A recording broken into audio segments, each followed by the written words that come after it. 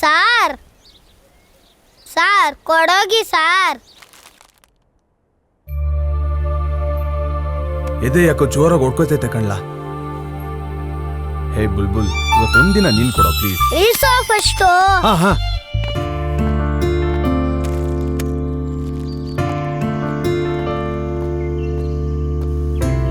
ತಗೊಳ್ರಿ. ಥ್ಯಾಂಕ್ಸ್. ಏನ್ ಗುರಾಯಿಸ್ತಿದ್ಯಾ? ಎಲ್ ನನ್ ಮಾಮೂಲು.